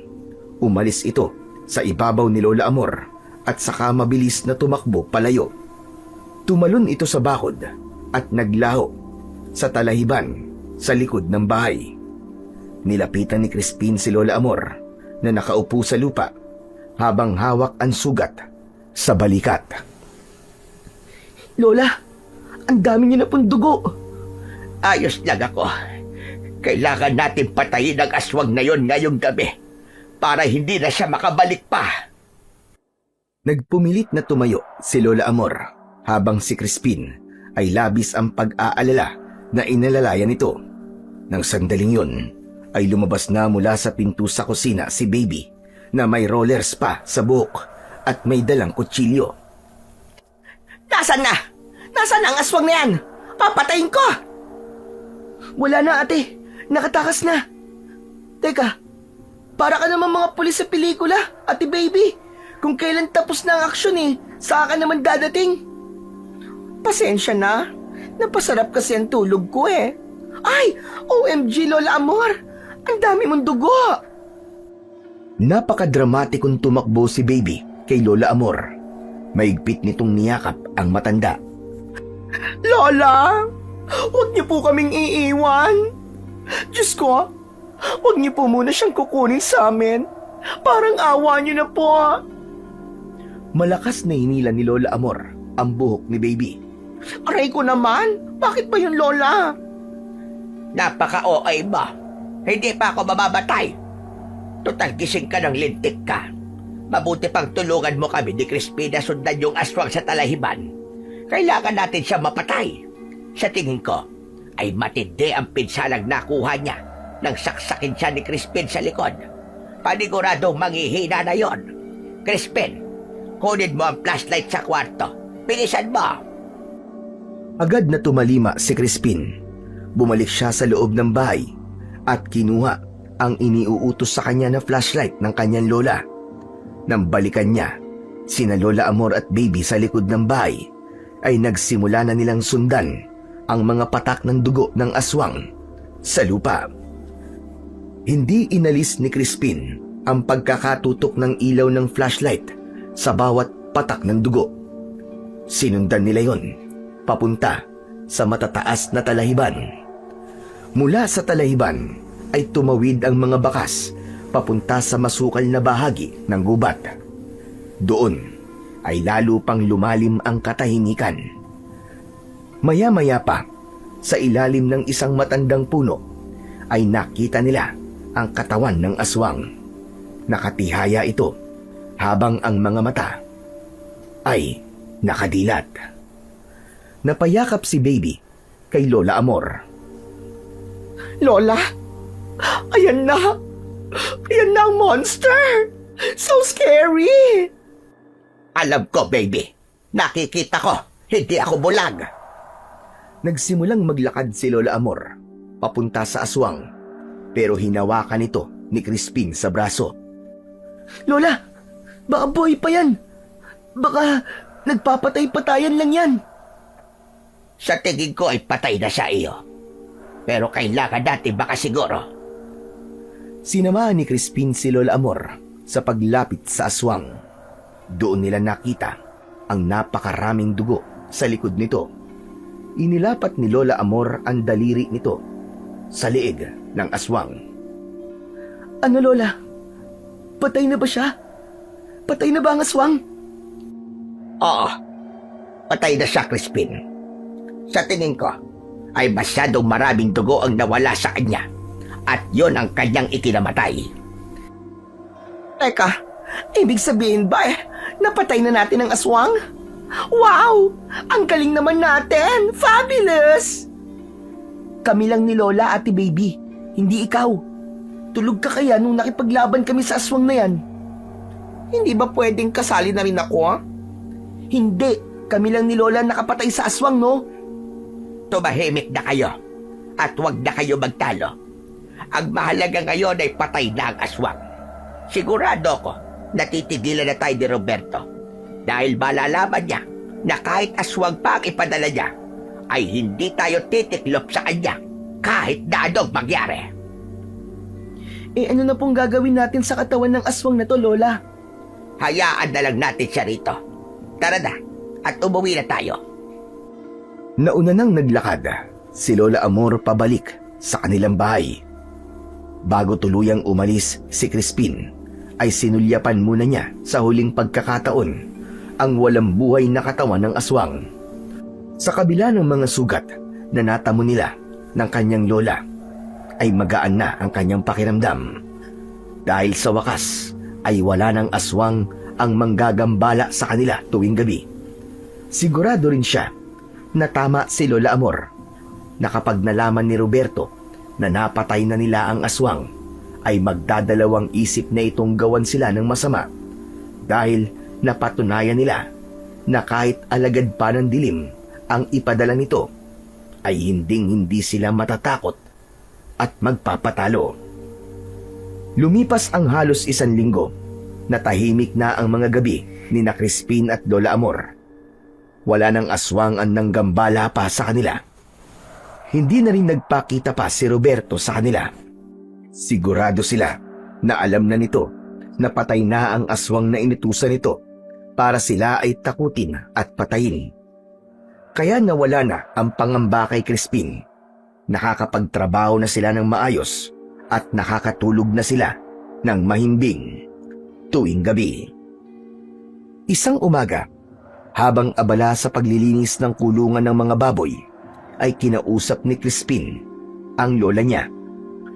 Lola, sa tingin niyo po ba sumuko na po si Sir Roberto na kunin sa atin tong lupa natin? 1 linggo na po simula nang mapatay po natin yung aswang. Tapos, hindi na rin po nagpakita sa atin si Sir Roberto. Sana nga ay hindi niya na tayo guluhin na po. Nakakapagod na rin yung nag-iisip tayo palagi na baka bigla na naman siyang magpakita o kaya naman ay may ipadala na naman siya dito na kung sino para tayo ay takutin. Pero kahit po magpadala pa ulit siya ng aswang dito, sigurado po na matatalo lang natin ulit yun, di ba? Oo naman. Hindi tayo papayag na tayo ang mamamatay nang dahil sa aswang. At habang nabubuhay ako, ay poprotektahan kita, Apo. Isang matamis na ngiti ang pinakawalan ni Crispin. Naging mas magaan ang pagkilos niya hanggang sa matapos na sila sa kanilang ginagawa. Isinunod naman nila ang pagdidilig ng kanilang mga pananim. Nang sandaling yun, ay tahimik na humiling si Crispin na sana ay maging panghabang buhay na ang katahimikan at kapayapaan na kanilang nararanasan sa mga panahon na yon. Ngunit ang kapayapaan ng araw na yon ay nasira nang biglang dumating si Roberto na sakay ng kotse nito. Napahinto ang maglola sa pagdidilig habang madilim ang mukha ni Roberto na naglakad palapit sa kanila. Magulo ang buhok nito at halata sa mga mata nito na ilang gabi na itong hindi nakakatulog. Roberto, ano na naman at nandito ka na naman? Kung inaakala nyo na tapos na ako sa inyo dahil napatay nyo ang aswang na inutusan ko, ay nagkakamali kayo. Nagsisimula pa lang ako at hindi ako titigil hanggat hindi ko nakukuha ang lupang ito. Nagsasayang ka lamang ng oras, Roberto. Kung ako sa iyo, ay tanggapin mo na lang na kahit ilang aswang pang ipadala mo rito para takutin at patayin kami, ay hindi ka magtatagumpay. Ibinigay mo sa amin ang lupang ito na parang itong tabakan ng basura. Inayos namin to at pinaganda. Naglaan kami ng oras dito at napagod kami ng aking apo. Tapos kukunin mo na lang ito na parang isa itong laruan na napakadaling ibalik. Saka kay Lola na po ito nakapangalan. Kung meron mang babawi nito sa amin, ay si Don Luis lang dapat. Ang kakapal talaga ng mga mukha niyong may hirap. Mga mapagsamantala. Hindi kami mapagsamantala, Roberto. Nasa iyo na ang mansyon at malaking lupa ni Don Luis. Pero anong ginawa mo? Hinayaan mo yung mawala sa iyo ng dahil lamang sa isang sugal. Bakit hindi mo ayusin ang sarili mo? Alisin mo na ang pagsusugal sa sistema mo nang makabawi ka. Hindi na nagawang tapusin pa ni Lola Amor ang pagsasalita. Maipit nitong hinawakan sa braso ang matanda. Tutulungan sana ni Crispin ang lola niya, pero malakas siyang tinabig ni Roberto na naging dahilan para mapaupo siya sa lupa. Ito ang tandaan mo, tanda. Hindi pa ako tapos sa inyo ng apo mo. Babalikan ko kayo at ako mismo ang gagawa sa trabaho na hindi nagawa ng aswang na pinatay nyo. Magsisisi kayo kung bakit hindi nyo pa ibinigay sa akin ng mapayapa ang lupang ito. Marahas na binitiwan ni Roberto ang braso ni Lola Amor at muntik pa itong matumba. Matapos yun, ay malalaki ang hakbang na naglakad si Roberto pabalik sa sasakyan nito at mabilis siyang pinaandar. Tinulungan ni Lola Amor na makatayo si Crispin. Pinagpagan niya ang lupang kumapit sa kanyang damit at mga kamay. Napakasama talaga ni Roberto, Lola. Talagang hindi siya susuko hanggat hindi niya nakukuha itong lupa natin dito sa San Lorenzo. Napakaganid niya. Huwag kang mag-alala, Crispin. Dahil hindi ako papayag na makuha pa niya ito sa atin. Masyado na tayo naging mapagbigay at mabait sa kanya noon.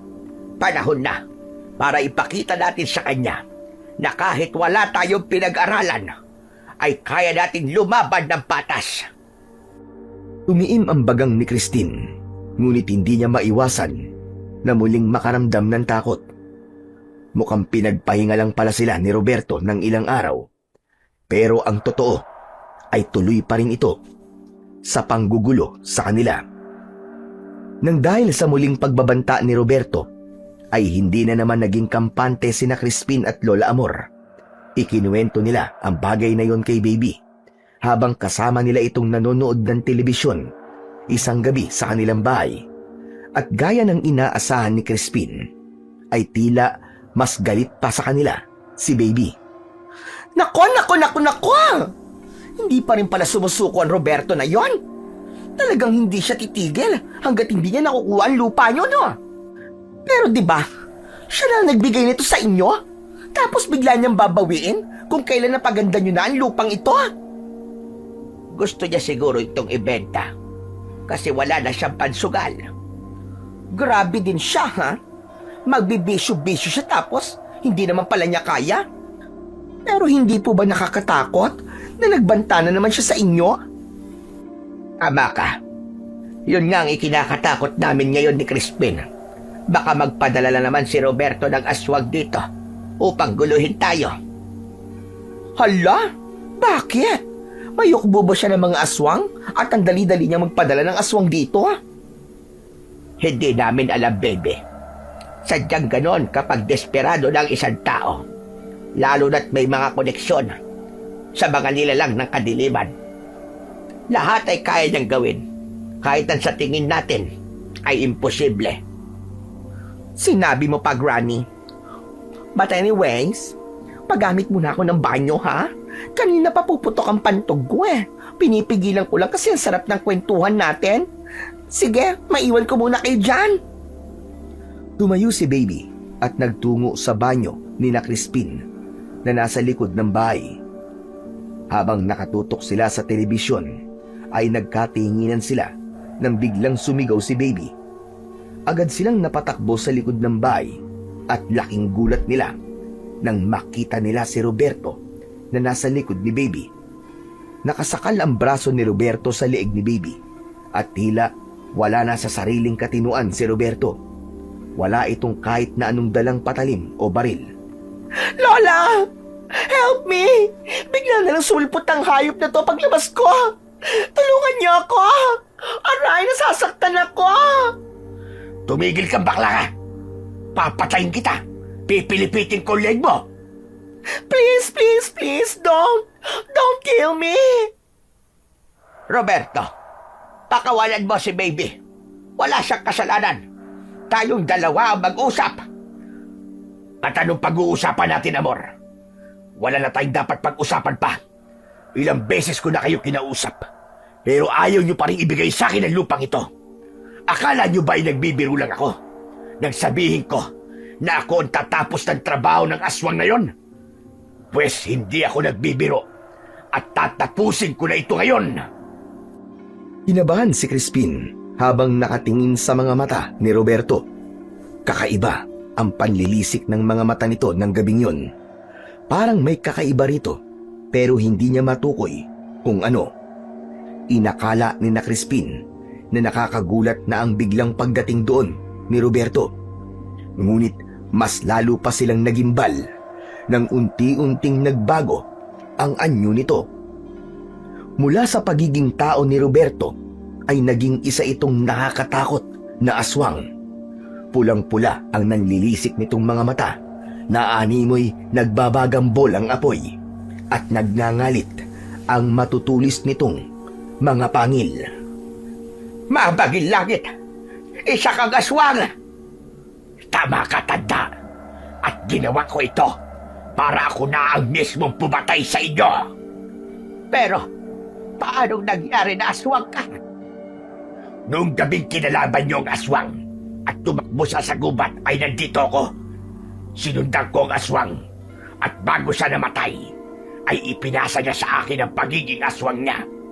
Mas mabuti na ako na ang tumapos sa inyong maglola dahil malaki kayong tinik sa dibdib ko. Pwede bang mamaya na kayo mag-usap? Ano ba yan? Lola, help me na! Tumigil ka! Isa ka pa bakla ka! At dapat sa'yo ay pinapatahimik na! Nanlaki ang mga mata ni Crispin nang biglang sinakmal ni Roberto sa leeg si Baby. Nangisay ang katawan ni Baby habang nakabaon ang mga ngipin ni Roberto sa leeg nito. Sa kabila ng pagkabigla ni Crispin, ay mabilis pa rin siyang nag-isip. Habang wala sa kanila ang atensyon ni Roberto, ay pasimple siyang pumasok sa kanilang bahay. Kinuha niya ang buntot ng page at ang itak. Pinahiran niya ng itim na langisang itak at nang bumalik siya sa likod ng bahay, ay nakahiga na sa lupa ang katawan ng kawawang si Baby. Hindi na yun gumagalaw, kaya nahinuha nila. Napatay na si Baby. Hindi mo dapat siya idinamay, Roberto. Napakawalang hiya mong hayop ka. Isa ka ng demonyo. At bakit hindi? Matagal na ako naririndi sa boses ng baklang yan. Pero huwag kayo mag-alala. Dahil isusunod ko na kayo sa kanya.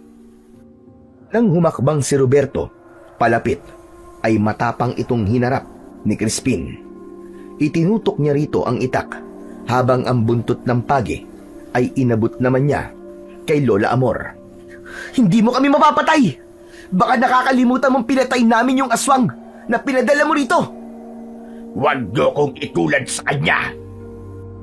Mabilis ang naging pagkilos ni Roberto. Walang babala itong tumalon ng mataas at sumugod kina Lola Amor at Crispin. Hindi sila natinag sa kanilang kinatatayuan. Nang akmang kakalmutin sila ni Roberto, ay agad na iniharang ni Crispin ang itak. Nagkiskisan ang bakal ng itak at matutulis na kuko ng aswang.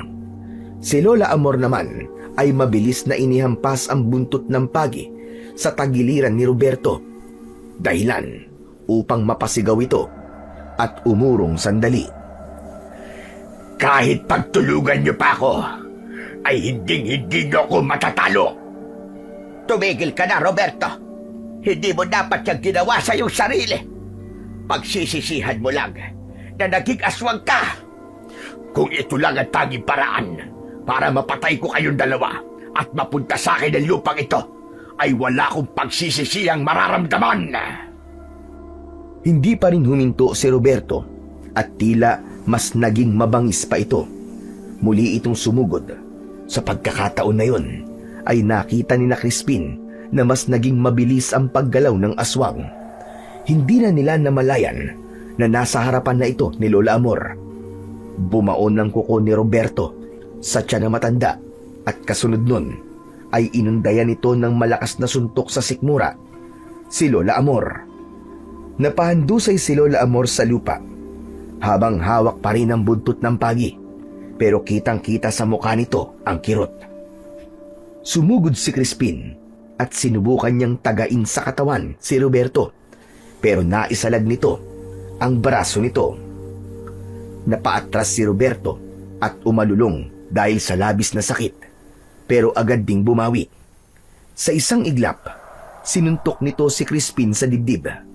Pakiramdam ni Crispin ay nawalan siya ng hininga at natumba rin siya. Hinablot ni Roberto ang buntot ng pagi sa kamay ni Lola Amor at itinapon yun sa malayo. Kinuha rin ito ang itak na nahulog sa tabi ni Crispin at itinapon ito yun sa kung saan. Pareho nang nakahandusay sa lupa sina Lola Amor at Crispin. Kapwa sila hirap makatayo dahil sa pinsalang kanilang natamo. Gumapang sila at pilit na inabot ang kamay ng isa't isa. Ngunit bago pa nila mahawakan ng isa't isa, ay pumagitna na sa kanila si Roberto. Sinasabi ko na sa inyo, hindi ako kagaya ng aswang ng una yung nakalaban. Kung makikita nyo lang ang itsura nyo dalawa ngayon, nakakaawa kayo. Pero malas nyo, dahil wala akong awa. Parang awa mo na. Ako na lamang ang patahin mo, Roberto. Huwag mo nang inamay si Crispin. Napakabata pa niya para mamatay. Hindi, Lola. Kung papatayin mo ang lola ko, ay patayin mo na rin ako. Hindi ko kayang mabuhay nang wala ang lola ko.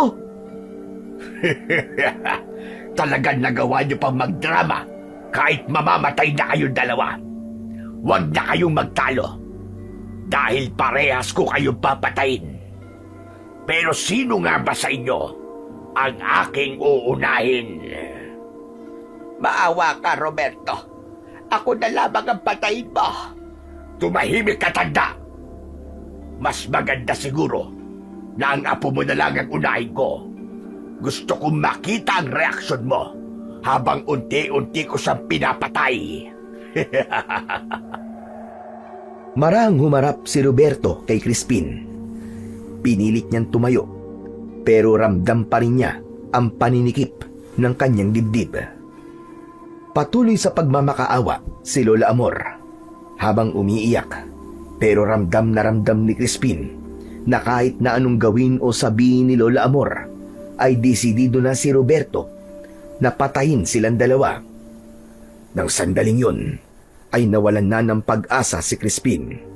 Inisip na lamang niya na mas makakabuti yun dahil parehas silang mawawala sa mundo ni Lola Amor nang sabay. Ngunit lahat sila ay nagulat nang marinig nila ang boses ni Baby na nasa likod na pala ng aswang na si Roberto. Hoy, Roberto! Baka nakakalimutan mo ako! Biglang humarap si Roberto kay Baby. Mabilis na nilaslas ni Baby ang leeg ng aswang gamit ang matalas na itak na itinapon ni Roberto kanina. Napasinghap si Roberto at tinakpan nito ang malalim nitong sugat sa leeg gamit ang dalawa nitong kamay. Pero dahil sa lalim ng sugat nito ay patuloy na bumulwak roon ang napakaraming dugo hanggang sa napaluhod na si Roberto sa lupa. Hindi maaari ito. Hindi niyo ako mapapatay. Pwes, nagkakamali ka, pangit na aswang. Dahil itong tinatawag mong bakla ang tatapos sa buhay mo. Sa ngalan ng buwan, parurusahan kita! Ya! Malakas na tumili si Baby. Umikot pa ito at saka itinarak ang itak sa dibdib ni Roberto. Tuloy-tuloy sa puso nito. Yun na ang tuluyang tumapos sa buhay ng aswang. Bumagsak ito sa lupa at naligo ito sa sarili nitong dugo. Tila nandidiring binitiwan ni Baby ang itak at tinulungan ito sina Crispin at Lola Amor na makapasok sa bahay. Inihiga nito si Lola Amor sa mahabang upuan sa sala habang si Crispin ay naupo sa sahig. Kumuha ng damit si Baby at inilapat nito yon sa sugat ni Lola Amor. Ate Baby, paano ka nabuhay? Hindi ba kinagat ka ni Roberto sa leeg? Siyempre, nagpatay-patayin ako. Ginaya ko yung aso ni Mang Pulas. Magaling mag-play dead yun eh. At saka, hindi madaling mamatay ang mga kagaya kong baklang kanal, no? Maraming salamat, baby. Kung hindi dahil sa'yo, ay wala na kami ni Crispin ngayon. Ano ba, Lola Amor? Hindi naman ako papayag na mamatay kayong dalawa, no? Sinabi ko na nga sa inyo, di ba? Family ko na kayo, alright? Pero sandali lang, ha? Hihingi lang ako ng tulong kina Kapitan para madala tayo sa ospital. Nagmamadaling umalis si Baby kahit pa may sugat ito sa leeg. Nang maiwan sina Crispin at Lola Amor, ay kapwa nakangiti at nagkatinginan sila. Alam ni Crispin na dahil wala na si Roberto, ay wala na rin ang banta sa kanilang buhay.